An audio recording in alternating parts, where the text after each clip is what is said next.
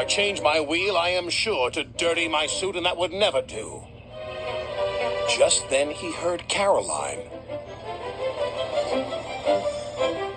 I have to attend my wife's birthday party, and I cannot be late. Please give me a lift. I'll try, sir.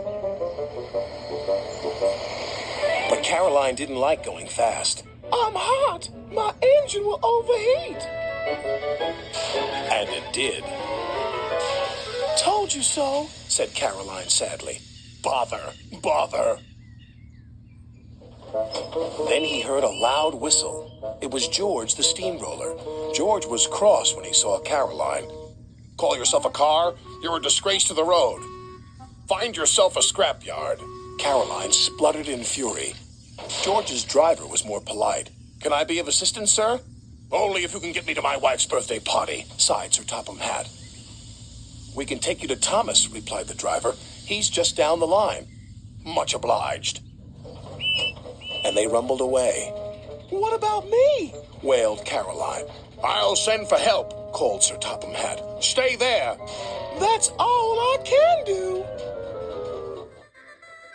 Trevor the traction engine enjoyed living in the vicarage orchard.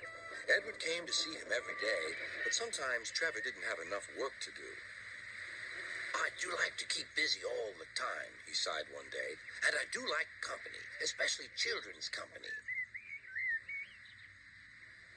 Cheer up, smiled Edward. Sir Topham Hatt has work for you at his new harbor. I'm to take you to meet Thomas today.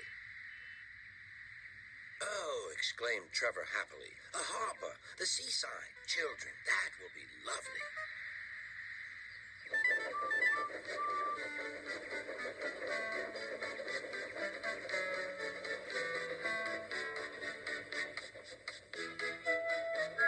Thomas was on his way to the harbor with a trainload of metal pilings.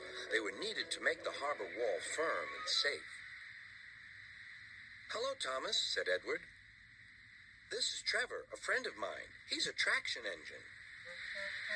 Thomas eyed the newcomer doubtfully. A what engine?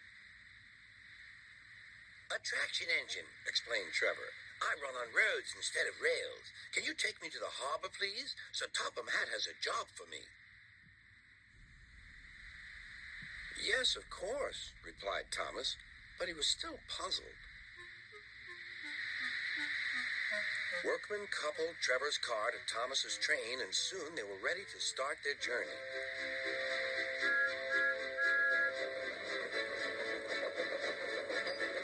I've been working on the railway all the livelong day.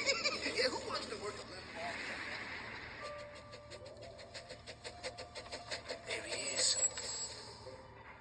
Come in and join the party, Splodge. Hooray, hooray! Oh, wow. We're gonna have a party! I love parties. Yes, who's got the balloons?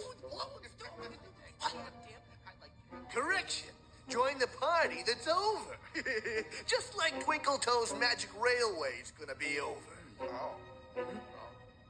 Gone. Like the lost engine and the buffers that lead to her. Well, what are you gonna do? Oh, yeah, that's a good question. Yeah. It's time to finally put Twinkle Toes lights out. Oh? This is a job for the boss. Oh, that's bad. I've got to delay him. I've got to distract him. It's the old teapot. Oh. Smash him. Smash him? Push that. Pinky, get back here. Pinky, don't make me come up here. I hate it when you do this. Good show. Boss, Did you mean to let the roof fall in? all the way in. I always mean what I do. You rattle traps. Meanwhile, Percy was moving freight cars into a siding. Henry arrived with his goods train. The signalman changed the switches, and Percy waited on the siding until Henry had steamed by. Then there was trouble. The switches are jammed, called the signalman. I can't switch them back for Percy. The workmen will have to mend them in the morning. It's too late now. Said Percy's driver. I'm sorry, Percy, but you'll have to stay here for the night. Where are you going? Asked Percy. Home for tea, replied the fireman. Percy was speechless. But James was wrong. You must go to the yards and collect an important goods train, James. It's heavy, so be careful, said Sir Topham Hatt. But, sir, I've just been repainted.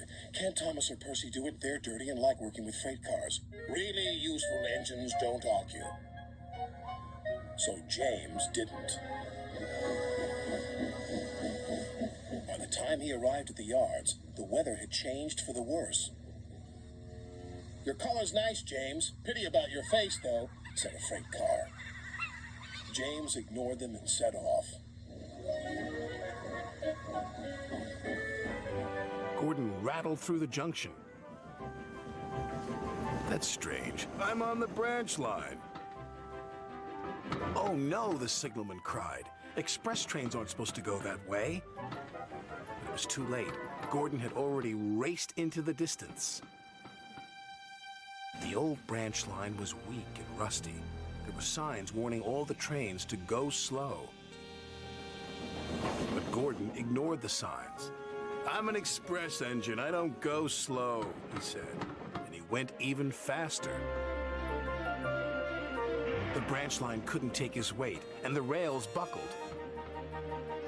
Oh, help! Gordon cried as he slid off the tracks and into a field.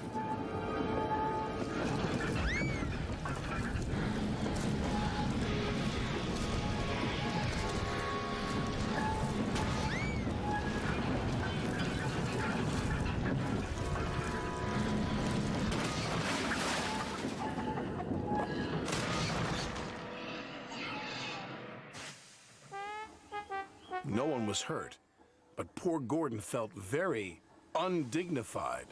What will Sir Topham Hatt say? He groaned. But under the bridge, it wasn't Great Waterton. It was the shunting yard of a logging station. Gordon had never been here before. Then, in the distance, he heard Stanley's whistle from the track below. Stanley's catching up, he huffed to himself. I must race ahead. Gordon pumped his pistons. Then there was trouble. Ben was shunting a flatbed with logs. Gordon biffed straight into them. The logs started to roll down the hill. Bust my buffers. Those logs...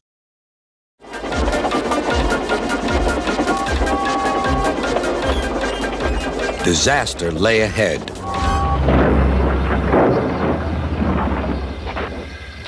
Something sticky splashed all over James.